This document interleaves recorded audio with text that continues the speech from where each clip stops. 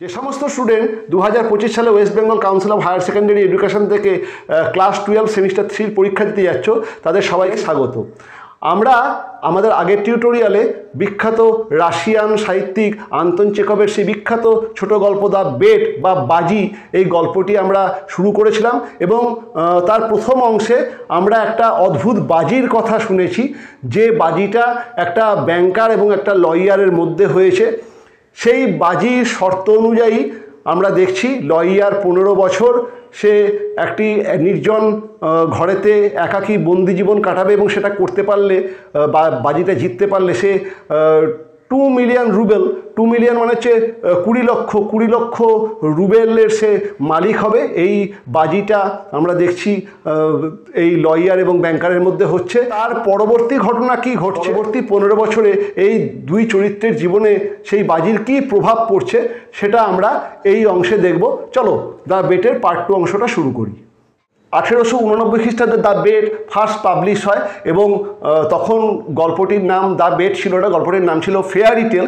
এবং আমরা দেখছি নভয়ে ভ্রমিয়া বলে একটা রাশিয়ান সংবাদপত্র, তাতে এই গল্পটি প্রথম প্রকাশিত হচ্ছে। পরবর্তী ক্ষেত্রে আন্তন চেকভ সেই যে গল্পটি যেটি তিনি ফেয়ারি টেল নামে প্রকাশ করেছিলেন, সেই গল্পটির কিছু পরিমার্জন করেন, কিছু অংশকে তিনি বাদ দেন এবং দ্য বেট এই নামে গল্পটিকে প্রকাশ করেন এবং সেই গল্পটি দ্য বেট নামটি প্রথম প্রকাশিত হয় চেকভের কালেক্টেড ওয়ার্কস ভলিউম 4 সেই বইয়ে। আমি এখানে বলতে বলতে আর একটা পয়েন্ট বলিনি, এই প্রথম যেমন এই গল্পটির নাম ছিল ফেয়ারি টেল, এই গল্পের আরেকটা রোমানিয়ান নাম আছে।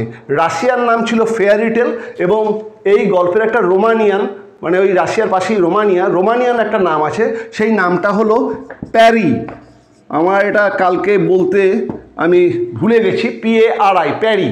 ওকে, এটাও কিন্তু শর্ট প্রশ্নের জন্য ইম্পর্টেন্ট যে এই যে দ্য বেট এই গল্পটির প্রথম যে নামে প্রকাশিত হয়েছিল সেটা ছিল ফেয়ারি টেল। পরবর্তী ক্ষেত্রে চেকভের কালেক্টেড ওয়ার্কস ভলিউম 4-তে দ্য বেট নামে এই গল্পটি পরিমার্জিত রূপ প্রকাশিত হয়। এই গল্পের একটা রোমানিয়ান নাম আছে প্যারি। ওকে, এবং এই গল্পটি রাশিয়ান ভাষায় লেখা এবং যে ট্রান্সলেশনটা আমরা পড়ছি সেটা বিখ্যাত অনুবাদক কনস্ট্যান্স গার্নেটের। এই ইনফরমেশনগুলো তোমাদের কিন্তু শর্ট প্রশ্নের জন্য জানা দরকার।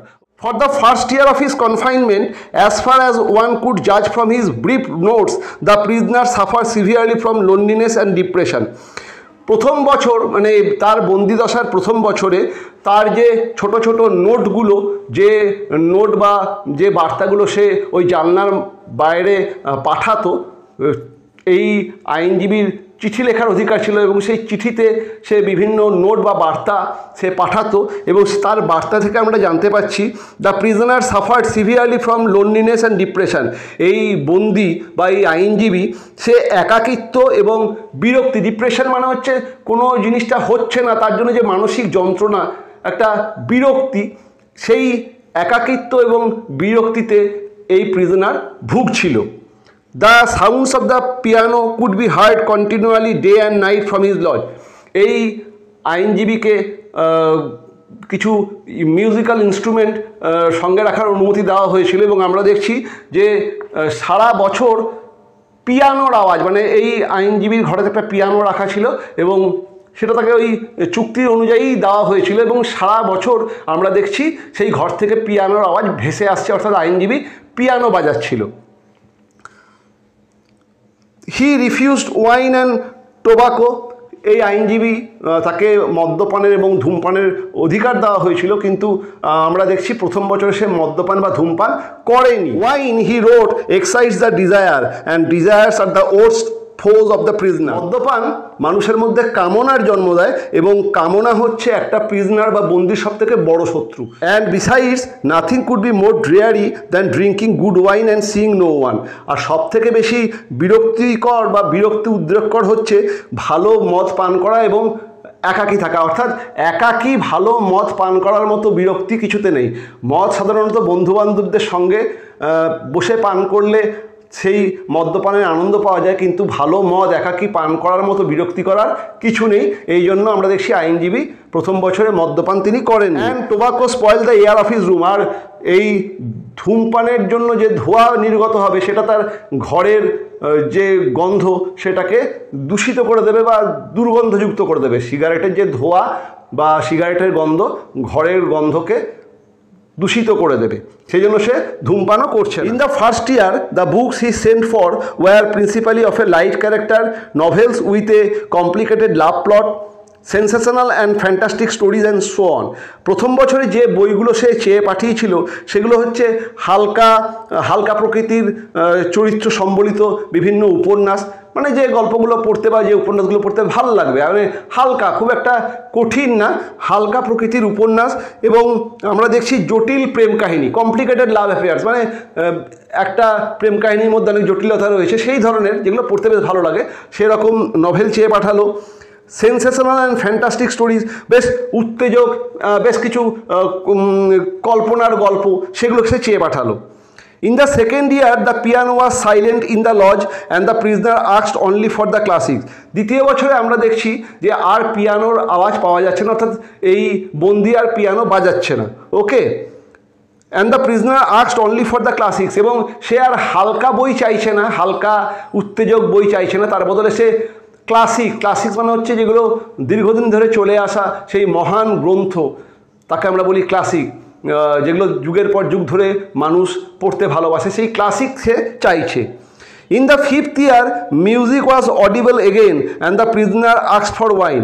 পঞ্চম বছরে, মানে বন্দিত্বের পঞ্চম বছরে আমরা দেখছি আবার পিয়ানো বাজতে শুরু করলো ঘর থেকে, মানে পিয়ানোর আওয়াজ ঘর থেকে পাওয়া যাচ্ছে, এবং the prisoner asked for wine, এবং প্রথমবারের জন্য দ্য প্রিজনার অর্থাৎ এই বন্দি সে মদ চাইছে। মানে সে 5টা বছর, মানে 4 বছর অলরেডি কাটানো হয়ে গেছে, পঞ্চম বছরে সে আবার, যেটা দ্বিতীয় বছর থেকেই পিয়ানো বন্ধ হয়ে গেছিলো, পঞ্চম বছরে আবার পিয়ানোর আওয়াজ পাওয়া যাচ্ছে এবং সে প্রথমবারের জন্য মদ চেয়ে পাঠালো, ওকে। এটা কিন্তু শর্ট প্রশ্ন, খেয়াল রেখো। Those who watched him through the window said that all that year he spent doing nothing but eating and drinking and lying on his bed. যারা এই আইনজীবীকে জানলার ফাঁক থেকে দেখেছিল তারা বলছে যে এই বছরে সে খাওয়া, শোয়া আর মদ্যপান করা ছাড়া আর কিছুই করেনি, আর frequently yearning and angrily talking to himself, আর প্রায়শই সে হাই তুলেছে আর মাঝে মাঝে নিজের সঙ্গে খুব রাগত স্বরে কথা বলেছে, মাঝে মাঝেই নিজের প্রতি নিজেই রাগ প্রকাশ করেছে। He did not read books, সে এই বছরে কোনো বইও পড়েনি। Sometimes at night he would sit down to write. He would spend hours writing and in the morning tear up all that he had written. মাঝে মাঝে রাত্রেবেলায় সে লিখতে বসতো, সারা রাত সে লিখতো, এবং সকালবেলায় আমরা দেখছি সে সমস্ত লেখাগুলোকে ছিঁড়ে ফেলে দিত। More than once he could be heard crying, এবং একাধিকবার তাকে কাঁদতে শোনা গেছে, একাধিকবার এই একাকিত্বের যন্ত্রণাতে আমরা দেখছি এই বন্দি আইনজীবী কেঁদেছে, ওকে। তাহলে পঞ্চম বছরে কি কি হয়েছে সেগুলো কিন্তু একটুখানি খেয়াল রাখা। In the second half of the 6th year the prisoner began zealously studying languages, philosophy and history. ষষ্ঠ বছরের দ্বিতীয়ার্ধে, অর্থাৎ 6th ইয়ারের সেকেন্ড হাফে, ষষ্ঠ বছরের দ্বিতীয়ার্ধে আমরা দেখছি এই বন্দি জিলিয়াসলি, মানে খুব নিষ্ঠা ভরে, জিলিয়াস কথাটার অর্থ হলো নিষ্ঠা ভরে, সে নিষ্ঠা ভরে কী করছে, স্টাডিং ল্যাঙ্গুয়েজে সে সাহিত্য বা ভাষা পড়ছে, ফিলোসফি সে দর্শন পড়ছে, অ্যান্ড হিস্ট্রি এবং সে ইতিহাস পড়ছে। Threw himself eagerly into this study so much so that the banker had enough to do to get him the books he order. সে এত আগ্রহের সঙ্গে এই সমস্ত বইগুলোকে পড়ছে যে তার যে চাহিদা মতো বই, সেই বইয়ের যোগান দিতে দিতে আমরা দেখছি ব্যাংকার ক্লান্ত হয়ে পড়েছে। মানে সে ঘন ঘন এই বইগুলো চাইছে এবং সেই বইগুলোকে খুঁজে ব্যাংকারকেই জোগাড় দিতে হতো, এটাই বাজির শর্ততে আছে, কিন্তু সেই বইগুলো খুঁজে পেতে তাকে দিতে ব্যাংকারেরও কালঘাম বা নাভিশ্বাস উঠে গেছে, okay. In the course of 4 years some 600 volumes were procured at his request. 4 বছরে এই আইনজীবীর অনুরোধে এই ব্যাংকারকে প্রায় 600 বই সংগ্রহ করতে হয়েছে। 4 বছরে 600 বই এই ব্যাংকারকে সংগ্রহ করে আইনজীবীকে দিতে হয়েছে। It was during this period that the banker receive the following letter from his prisoner. এবং এই সময়ই আমরা দেখছি ব্যাংকার তার বন্দি সেই আইনজীবীর কাছ থেকে একটা চিঠি পেল, এবং সেই চিঠিতে কি লেখা আছে চলো দেখি। মানে আইনজীবী কি এই এতদিন একাকিত্বের মধ্যে থেকে কি ফিল করছে সেটা সে চিঠিতে ব্যাংকারকে লিখে জানিয়েছে। কি বলছে? মাই ডিয়ার জেলার, আমার প্রিয় জেলার। জেলার মানে যে কারাবন্দীদেরকে নজরদারি করে, মানে এখানেতে আইনজীবী নিজেকে কারাবন্দী হিসাবেই দেখছে এবং এই ব্যাংকার তার উপর নজরদারি করছে, কাজেই তাকে লিখেছে my dear jailer, I write you this lines in 6 languages. আমি তোমাকে এই চিঠির মধ্যে যে সমস্ত কথাগুলো আছে 6টা ভাষাতে, 6টা আলাদা আলাদা ভাষাতে তোমাকে লিখে পাঠাচ্ছি। Show them to people who know the languages. যারা এই সমস্ত ভাষাগুলো জানে সেই সমস্ত মানুষদেরকে এই চিঠিটা দেখিও। লেট দেম রিড দেম, তাদেরকে এই চিঠিটা পড়িও। আমি এই চিঠিটা 6টা ভাষাতে লিখেছি, একই চিঠি 6টা ভাষাতে লিখেছি এবং যারা 6টা ভাষা জানে তাদেরকে এই চিঠিটা পড়িও, মানে যারা যে ভাষাটা জানে তাদেরকে সেই চিঠিটা পড়িও। কেন এই কথাটা লিখছে, মানে এই কটা বছরেতে সে 6 রকম ভাষাকে শিখেছে এবং সেই ভাষাতে সে চিঠি লিখেছে এবং সে চাইছে তার শেখাটা কতটা যথার্থ হয়েছে সেটা যেন লোকেরা, সেটা মানে যারা সেই ভাষাগুলো জানে তারা যেন তার শেখাটা ঠিক আছে কিনা সেটা তাকে জানায়। এবং কি বলছে, if they find not one mistake I implore you to fire a shot in the garden. যদি তারা এই চিঠির মধ্যে কোনো ভুল না খুঁজে পায়, মানে আমার লেখার মধ্যে কোনো ভুল না খুঁজে পায়, আমি আপনাকে অনুরোধ করছি, ইমপ্লোর করা মানে হচ্ছে অনুরোধ করা, আমি আপনাকে অনুরোধ করছি যে আপনি বাগানেতে একটা বন্দুকের গুলি ছুড়বেন, মানে বাগানেতে একটা বন্দুকের মাধ্যমে আওয়াজ করবেন। সেই আওয়াজটা শুনলে, আপনি তো আমার সঙ্গে কথা বলবেন না, সেটাই বাজির শর্ত, সেই আওয়াজটা শুনলে আমি বুঝতে পারবো যে আমার লেখা চিঠির সমস্ত ভাষাগুলোই ঠিক আছে। That shot will show me that my efforts have not been thrown away. সেই আওয়াজ আমাকে এটাই জানাবে যে আমার এই প্রচেষ্টা, এতদিনের যে প্রচেষ্টার মাধ্যমে আমি ভাষাগুলো শিখেছি সেটা ব্যর্থ যায়নি। The geniuses of all ages and of all lands speak different languages but the same flame burns in them all. এই পৃথিবীর ইতিহাসে যে সমস্ত বিভিন্ন ব্যক্তিত্ব জন্ম নিয়েছেন তারা বিভিন্ন ভাষায় কথা বলেন, কিন্তু তাদের প্রত্যেকেরই কোনো না কোনো জায়গায় মানে সব কথাই একই, বিখ্যাত ব্যক্তিদের চিন্তাভাবনা সব একই। এবং আমি ঠিক সেরকম ঘটনাটাই ঘটিয়েছি, মানে এটাই হচ্ছে আসল কথা যে আমি 6টা বিভিন্ন ভাষার মাধ্যমে আমার চিঠি লিখেছি, ঠিক আছে? কাজেই আমার লেখাটা ঠিক হয়েছে কিনা সেটা জানাবেন। আমি এই সমস্ত বিভিন্ন ব্যক্তিদের যে চিন্তাভাবনা সেগুলোই এই চিঠিতে তাদের ভাষাতে লিখেছি, আমার প্রচেষ্টাটা ঠিক আছে কিনা আমাকে জানাবেন। Oh, if you only knew what unearthly happiness my soul feels now from being able to understand them. ও আপনি যদি জানতেন যে আমি কি স্বর্গীয় অনুভূতি লাভ করি এদের এই সমস্ত লেখাগুলো পড়ে। আগে আমি এই সমস্ত জিনিস পড়িনি, এদের চিন্তার সঙ্গে, এই সমস্ত বিখ্যাত ব্যক্তিদের চিন্তার সঙ্গে আমার কোনো সংযোগ ছিল না, কিন্তু এখন এদের এই সমস্ত লেখা পড়ে আমি কি অপার্থিব আনন্দ অনুভব করছি আপনাকে বলে বোঝাতে পারবো না। The prisoners desire was fulfil, এবং আমরা দেখছি এই বন্দির যে চাহিদা সেটাকে পূরণ করা হচ্ছে। The banker order 2 shots to be fired in the garden. একদিন বাগানেতে আমরা দেখছি ব্যাংকারের আদেশে 2টো বন্দুকের গুলি, মানে 2টো বন্দুকের গুলির আওয়াজ পাওয়া যাচ্ছে। অর্থাৎ এই বন্দি যে কটি ভাষা শিখেছে, যে কটি ভাষায় সে চিঠিটা লিখেছে সবকটি ভাষাই সঠিক, কারণ তার চিঠিটা সঠিক। এবং আমরা দেখছি ব্যাংকার সেই জন্য তাকে জানাবার জন্য বাগানেতে সে একটা বন্দুকের গুলির আওয়াজ চেয়েছিল, ব্যাংকার 2টো বন্দুকের গুলির আওয়াজ করছে। Okay, then after the 10th year the prisoner sat immovably at the table and read nothing but the gospel. 10 বছরের পরে আমরা দেখছি এই বন্দিটি একটি টেবিলের সামনে সে কোনো নড়াচড়া না করে বসে আছে এবং সে মনোযোগ দিয়ে গসপেল পড়ছে। গসপেল হচ্ছে, দেখো নিচেতে তোমাদের নোট দেওয়া আছে, the first 4 books of the New testament. New testament বলে খ্রিস্টানদের যে ধর্মগ্রন্থ রয়েছে তার যে প্রথম 4টি বই বা প্যারা তাকে বলা হয় gospel. The first 4 books of the New Testament in the Bible. বাইবেলের নিউ টেস্টামেন্টের যে প্রথম 4টি অধ্যায় তাকে আমরা বলি গসপেল, যেখানে Matthew, Mark, Luke and John এই 4টি হলো অধ্যায়ের নাম। এই 4টি অধ্যায়কে নিয়ে, মানে এখানে 4জন বিখ্যাত ধর্মপ্রচারকের কথা বলা আছে, তাদেরকে নিয়ে, মানে তাদের কথাবার্তা নিয়ে এই গসপেলটা লেখা হয়েছে। এই খ্রিস্টীয় ধর্মতত্ত্ব বিষয়ক বইটি আমরা দেখছি এই বন্দি খুব মন দিয়ে পড়ছে। এর মাঝখানে এটা বলতে বলতে একটা কথা বলে দিই, আমি অলরেডি এটাও ভুলে গেছি, আবার পড়াতে গিয়ে মনে পড়লো। সেটা হচ্ছে এই গোটা গল্পতে যে ন্যারেটিভ টেকনিকটাকে ব্যবহার করা হয়েছে তাকে বলা হয় 3rd পারসন ন্যারেটিভ। এই গোটা গল্পে যে ন্যারেটিভ টেকনিক ইউজ করা হয়েছে, যেভাবে গল্পটা বলা হয়েছে সেটা হচ্ছে থার্ড পার্সন ন্যারেটিভ বা প্রথম পুরুষ বর্ণ। প্রথম পুরুষ বর্ণন মানে হচ্ছে যে ন্যারেটার সে কিন্তু গল্পটা বর্ণনা করছে না, একজন সর্বজ্ঞ বসে আছে, সে সমস্ত গল্পের ক্যারেক্টার এবং কি ঘটনা ঘটেছে সবই সে জানে, সে থার্ড পার্সন ন্যারেটিভে এই গল্পটা লিখছে। এটা একটা শর্ট প্রশ্ন আসতে পারে যে এই গল্পটার কোন ন্যারেটিভ টেকনিক ইউজ হয়েছে, এটা আমি এখানে লিখে দিচ্ছি, এটাতে third person narrative technique use হয়েছে। ওকে, এটা শর্ট প্রশ্নের জন্য ইম্পর্টেন্ট, আমরা যখন করবো তখন আমি বলে দেবো, তাও মনে পড়লে বলে দিলাম। থার্ড পার্সন ন্যারেটিভ বা ওমনিশিয়েন্ট ন্যারেটিভ টেকনিক। ওমনিশিয়েন্ট ন্যারেটিভ টেকনিক মানে হচ্ছে একজন সর্বজ্ঞ লেখক, যিনি গল্পের যে মেন চরিত্র তারা কিন্তু গল্পটাকে বলছেন না, গল্পটাকে বলছেন লেখক সম্পূর্ণ নৈবেক্তিকভাবে।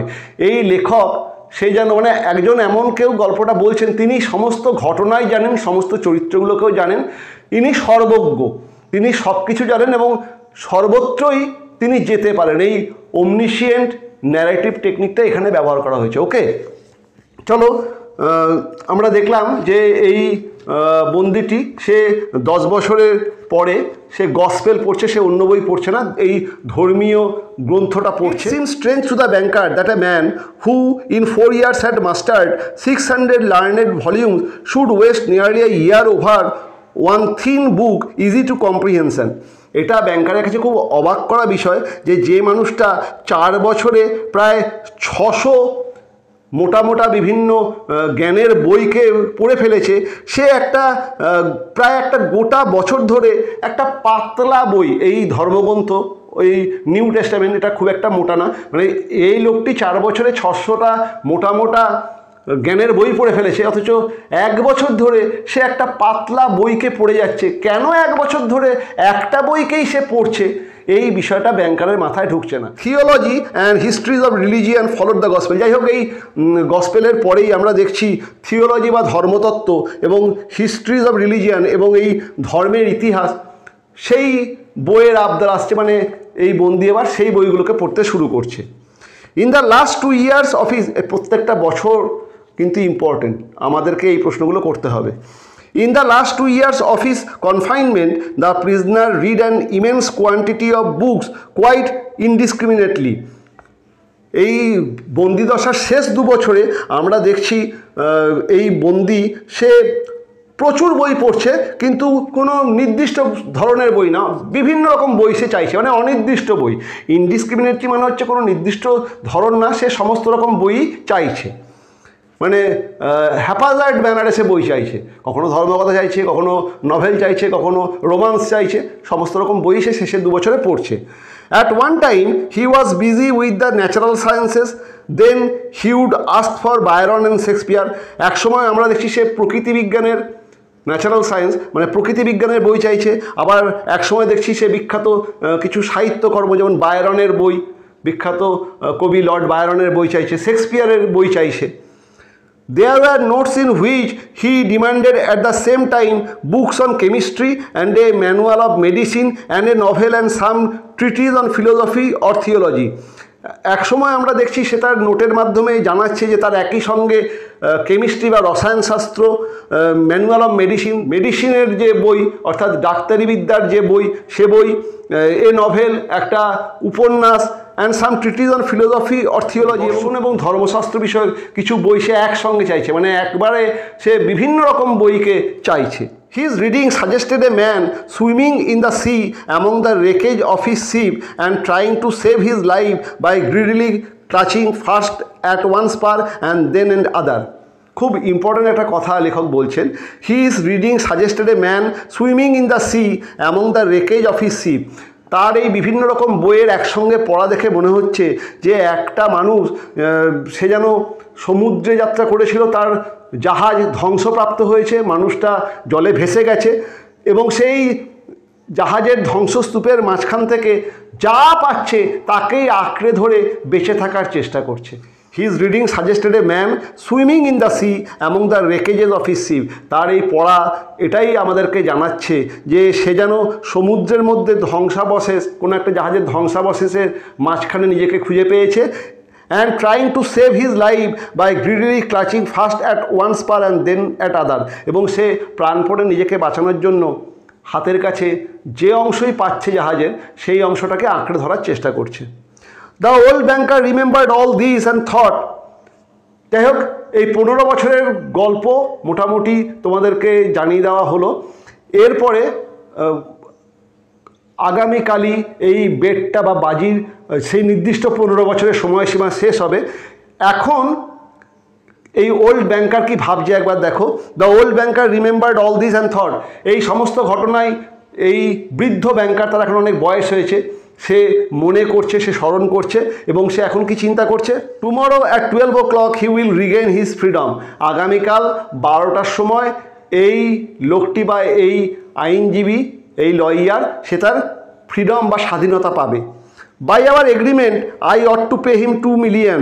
আর আমাদের শর্ত অনুযায়ী সে 15 বছরের কাল কমপ্লিট করলে তাকে 2 million রুবেল দিতে আমি বাধ্য, সেটা আমাকে দিতে হবে। If I do pay him it is all over with me. কিন্তু এই বাজি শেষে যদি আমাকে 2 million রুবেল এই লোকটিকে দিতে হয় তাহলে আমি শেষ হয়ে যাব, আমার সমস্ত অর্থ নিঃশেষ হয়ে যাবে। I shall be আটারলি ruin. আমি দেউলিয়া হয়ে যাব, আমি একদম ধ্বংস হয়ে যাব। যদি বাজির শর্ত অনুযায়ী এই লোকটি 15 বছর একাকিত্বের যন্ত্রণা ভোগ করার পরে সে যদি বাজিটা জেতে, তাকে যে 2 million রুবেল আমাকে দিতে হবে, সেই অর্থটা দেওয়ার পরে আমি নিঃস্ব হয়ে যাব, আমি ধ্বংস হয়ে যাব। কেন? আমরা তো জেনেছিলাম এই লোকটির এত অর্থ রয়েছে, মানে কত মিলিয়ন রুবেল রয়েছে, সে গুণে শেষ করা যাবে না।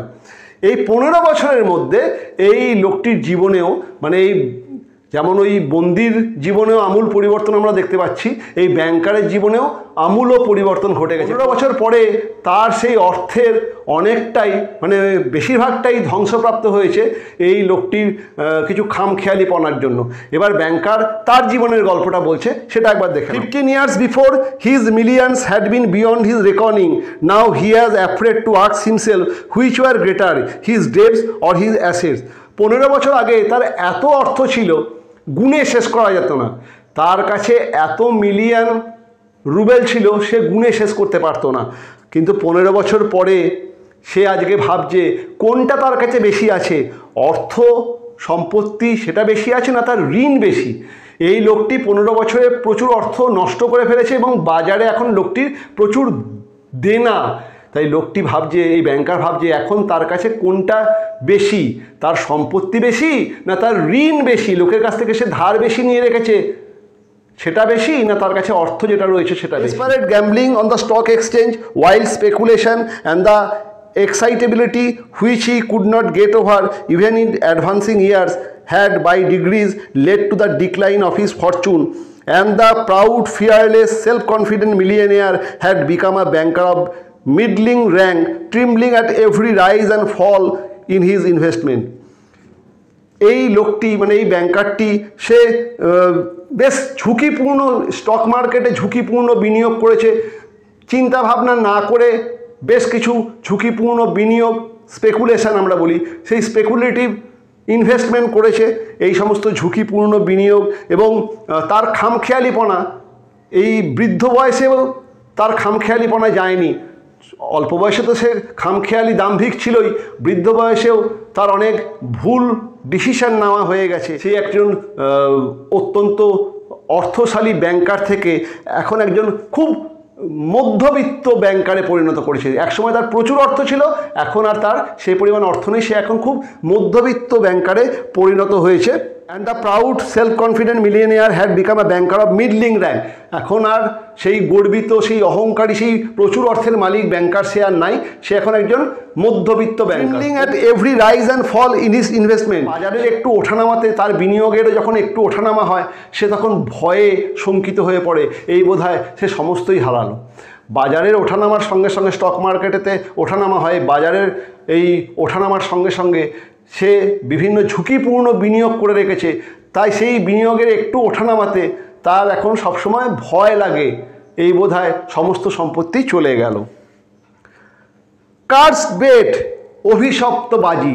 এই প্রথম ব্যাংকার এই বেটটাকে, এই বাজিটাকে বলছে অভিশপ্ত বাজি। Curse bet, mutter the old man clutching his head in despair. মাথার চুলগুলোকে আঁকড়ে ধরে, মানে খুব বিরক্তিতে, মানে দুটো হাত দিয়ে সে মাথার চুল ধরে নিজেকেই বলছে যে অভিশপ্ত বাজি। Why did not the man die? এই লোকটা কেন মরে গেল না? He is only 40 now. এই লোকটা তখন ছিল 25 বছর, আজ 15 বছর পরে লোকটার কালকে বয়স হবে 40 বছর।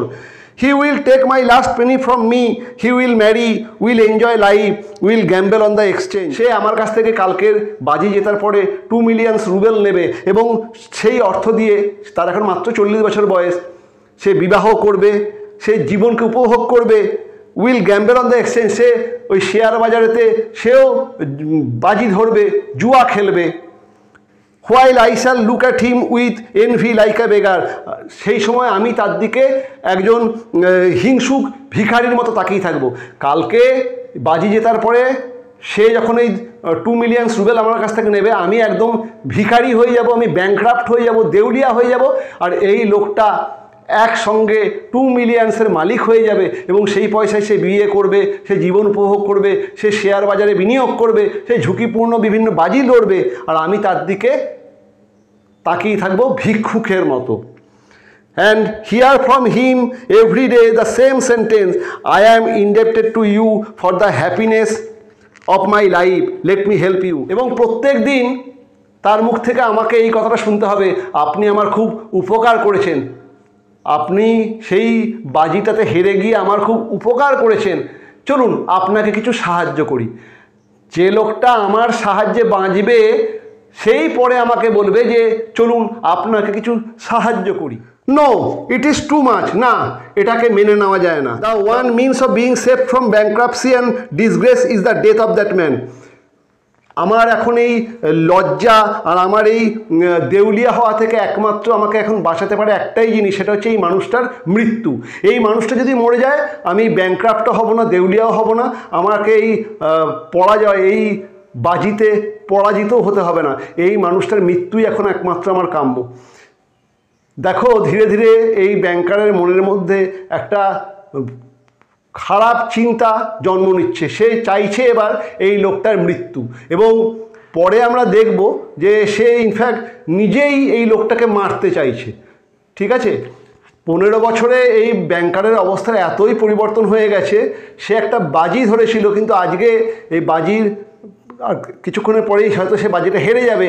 সে এখন চাইছে সে কোনোভাবে যেন বাজিটা জেতে, কারণ আজকে যদি বাজি হেরে যায় সে দেউলিয়া হয়ে যাবে, এবং সে সেটা একদমই চাইছে না। এবং দরকারে সেই লোকটাকে, এই আইনজীবী বা এই লয়ারকে হত্যা করতেও, মানে হত্যা করার চিন্তা অলরেডি তার মাথার মধ্যে চলে এসছে, হত্যা করতেও সে আর পিছু পা নয়।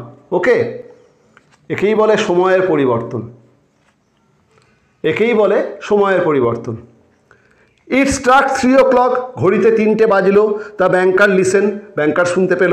Every one asleep in the house and nothing could be heard outside but the rustling of the chill trees.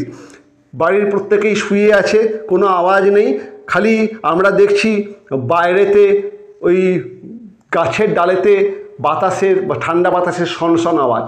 গোটা চরাচর নিস্তব্ধ, খালি বাইরেতে ঠান্ডা বাতাস বয়ে যাচ্ছে এবং গাছের পাতাতে একটা সনসন আওয়াজ হচ্ছে। Trying to make no noise, he took from the fireproof safe the key of the door which had not been opened for 15 years, put on his overcoat and went out of the house. সে কোনো রকম শব্দ করলো না। তারপরে আমরা দেখছি একটা আগুন নিরোধক বা আগুন প্রতিরোধক সেফ বা সিন্দুক থেকে, যে সিন্দুকটাতে আগুন লাগে না সেরকম একটা সিন্দুক থেকে সে ওই যে ঘর, যে ঘরতে এই আইনজীবীকে সে বন্দি করে রেখেছিল, সেই ঘরের চাবিটি বের করছে, যে চাবিটির মাধ্যমে কোনো তালা 15 বছর খোলা হয়নি। 15 বছর আগে এই তালাটিকে বন্ধ করে চাবিটি সে নিজের কাছে রেখে দিয়েছিল, আজকে 15 বছর পরে সে ওই চাবিটি নিচ্ছে ওই তালাটি খুলবে বলে। কেন? এখনও তো তার বাজির সময় শেষ হয়নি। সে কেন খুলতে চাইছে? কারণ সে চাইছে যে আজকের রাতে বাজি শেষ হওয়ার আগেই এই আইনজীবী বা এই লয়ারকে সে হত্যা করবে। যদি আইনজীবীকে সে হত্যা করতে পারে তাহলে সে বাজিতে হেরে তো সে যাচ্ছেই, সে জানে তাকে আর টাকাটা দিতে হবে না, সে অন্ততপক্ষে আর দেউলিয়া হবে না। ওকে, এবং আমরা দেখি সে তার ওভারকোট পরলো এবং ধীরে ধীরে তার ঘর থেকে বেরিয়ে সে সেই যে তার যে লজ রয়েছে বাগানেতে, সেই লজের দিকে এগোচ্ছে। It was dark and cold in the garden, বাগানটায় পুরো অন্ধকার এবং ঠান্ডা। রেন ওয়াজ ফলিং, বৃষ্টি পড়ছে। Damp cutting wind was racing about the garden, howling and giving the trees no rest. আমরা দেখছি একটা ঠান্ডা বাতাস এই গাছের মধ্যে থেকে, এই বাগানেতে যে গাছগুলো আছে সেই গাছের মধ্যে দিয়ে বয়ে যাচ্ছে, গাছগুলোর পাতাগুলোকে একটা মিনিটও শান্ত থাকতে দিচ্ছে না। The banker strained his eyes but could see neither the earth nor the white statue nor the lodge nor the trees. ব্যাংকার চোখ কুচকে, এই প্রচণ্ড ঠান্ডাতে তার চোখ কুচকে যাচ্ছে, সেই কুচকা চোখেই সে তাকাচ্ছে, সে কিন্তু কিছুই দেখতে পাচ্ছে না। এই বাগানেতে অনেক সাদা রঙের স্ট্যাচু রয়েছে, সেইগুলো সে দেখতে পাচ্ছে না। সেই যে ঘরটা, যে ঘরে একে বন্দি করে রাখা রয়েছে, সেই ঘরটা দেখতে পাচ্ছে না, গাছগুলো দেখতে পাচ্ছে না। Going to the spot where the lodge stood, he twice called the watchman. ঠিক ওই লজের সামনে পৌঁছে সে দুবার, ওই লজটা পাহারা দেওয়ার জন্য একটা ওয়াচম্যান বা দারোয়ান থাকে, সে দুবার দারোয়ানের নাম ধরে ডাকছে। শর্ট প্রশ্ন আসে কবার সে ডেকেছিল, দুবার দারোয়ানের নাম ধরে ডেকেছিল। নো অ্যান্সার ফলোড, কেউ কোনো সাড়া দিল না, কারণ দারোয়ানও এই প্রচণ্ড ঠান্ডার এই ওয়েদারেতে সেও নিজের ঘরেতে বিশ্রাম নিচ্ছে। Evidently, the watchman had sought shelter from the weather and was now asleep somewhere either in the kitchen or in the greenhouse. নিশ্চিত এই দারোয়ান এই প্রচণ্ড ঠান্ডাতে সে হয় কিচেন অর্থাৎ রান্নাঘরে অথবা গ্রিন হাউস বা এই সবুজ ঘরে, গ্রিন হাউস যেখানে গাছপালা রাখা হয়, সেই ঘরেতে সে বিশ্রাম নিচ্ছে। I had the pluck to carry out my intention, thought the old man. Suspicion would fall first upon the watchman. যদি যে জিনিসটা করব বলে আমি মনস্থির করছি সেটা যদি আমি করতে পারি, তাহলে সন্দেহটা এই দারোয়ানের উপর পড়বে। যে জিনিসটা করব বলে, ভেরি ইম্পর্টেন্ট লাইন, যে জিনিসটা করব বলে আমি মনস্থির করছি, কি সে মনস্থির করছে? সে মনস্থির করছে যে আজকের রাতে এই আইনজীবী বা লয়ারকে সে হত্যা করবে। এই আইনজীবীকে হত্যার মাধ্যমে সে তার 2 মিলিয়ন রুবেল সেটাকে বাঁচাবে, ব্যাংক্রাপসি থেকে নিজেকে বাঁচাবে, দেউলিয়া হওয়া থেকে নিজেকে বাঁচাবে। এবং সে বলছে যেটা আমি মনস্থির করছি সেটা যদি আমি করতে পারি, তাহলে প্রথমেই মানুষজনের সন্দেহ এই দারোয়ানের উপরে পড়বে। He felt in the darkness for the steps and the door and went into the entry of the lodge. আমরা দেখছি অন্ধকারেতে সে ধীরে ধীরে উঠছে এবং ওই দরজাটাকে খুঁজছে, এবং লজের মানে ওই ঘরেতে ঢোকার যে দরজা সেটাকে আমরা দেখছি সে খুঁজছে যাতে সে ঘরের ভেতর ঢুকতে পারে। Then he groped his way into a little passage and lighted a match. সে অন্ধের মতো খুঁজে খুঁজে একটা সরু পথ ধরে এগিয়ে একটা দেশলাই জ্বালাচ্ছে। গ্রোপটা দেখো নিচে দেওয়া আছে, to search for something blindly or uncertainly with hand. হাত দিয়ে সে হাতড়াচ্ছে, যাকে বলে আমরা হাতড়ানো, সে হাতড়ে হাতড়ে আমরা দেখছি একটা রাস্তা দিয়ে সে, সরু রাস্তা দিয়ে সে সামনের দিকে এগোলো এবং দেশলাইটা জ্বাললো। দেয়ার ওয়াজ নট আ সোল দেয়ার, একটি আত্মাও সেখানে নেই। এই রাত্রে, এই প্রাকৃতিক দুর্যোগের রাত্রে কাউকে সেখানে দেখা গেল না, দারোয়ানও নেই, কেউ নেই। There was a bedstead with no bleeding on it and in the corner there was a dark cast iron stove. আমরা দেখছি একটা বিছানা পাতা রয়েছে, কিন্তু বিছানাতে কোনো রক্তের দাগ নেই। And in the corner there was a dark cast iron stove, এবং ঘরের কোণেতে একটা কাস্ট আয়রন বা অ্যালুমিনিয়ামের একটা স্টোভ সেখানে রাখা রয়েছে। The seals on the door leading to the prisoner's room were intact. আর এই বন্দির ঘরের দরজার বাইরে যে সিল করা আছে, যে তালা মারা আছে, সেই তালাটা আমরা দেখছি অক্ষত রয়েছে, অর্থাৎ বন্দি এই ঘরের ভেতরেই আছে। ওকে, চলো আজকের এই সেকেন্ড পার্টটা এখান পর্যন্তই পড়ি, কারণ নেক্সট দিনেতে আমরা এই ব্যাংকার ঘরের ভিতর ঢুকে কী পরিস্থিতির মুখোমুখি হবে সেটা একসঙ্গেই পড়ব, সেটা থার্ড পার্টে পড়ব। ওকে, তাহলে আমরা দেখতে পেলাম যে এই যে 15 বছর বন্দির জীবনে কেটেছে, কীভাবে সে কাটিয়েছে তার একটা ধারাবাহিক বর্ণনা, ক্রোনোলজিক্যাল একটা ডেভেলপমেন্ট এই বন্দির জীবনের আমরা পাচ্ছি। এবং একই সঙ্গে আমরা জানতে পারছি এই 15 বছরে ব্যাংকারের জীবনেও কি আমূল পরিবর্তন হয়েছে। এবং সঙ্গে সঙ্গে আমরা আর একটা জিনিস লক্ষ্য করছি যে 15 বছরে ব্যাংকার শুধু আর্থিকভাবেই দুর্বল হয়ে পড়েছেন না, তিনি মানসিকভাবেও দুর্বল হয়ে পড়েছেন, এবং তার মধ্যে এখন অপরাধ প্রবণতার জন্ম নিচ্ছে। নিজেকে দেউলিয়া হওয়া থেকে বাঁচাতে তিনি এখন অপরাধের কথা ভাবছেন, মানে তার আত্মার একটা অবনমন আত্মার খারাপ দিকে নেমে যাওয়া অলরেডি শুরু হয়ে গেছে, তার আত্মার একটা অবনমন শুরু হয়েছে, তিনি এখন একটা মানুষকে হত্যা করতেও আর পিছু পানন। ওকে, নেক্সট দিন আমরা বাকি গল্পটা পড়ব এবং তারপরে আমরা এই গল্পের যাবতীয় এমসিকিউগুলো করব। ওকে, দেখা হবে নেক্সট টিউটোরিয়ালে। আর যারা এখনও confident English with Partha sir এই এডুকেশনাল চ্যানেলটাকে সাবস্ক্রাইব করোনি, অবশ্যই সাবস্ক্রাইব করে নিও যাতে পরবর্তী ভিডিওগুলো সঠিকভাবে পাও।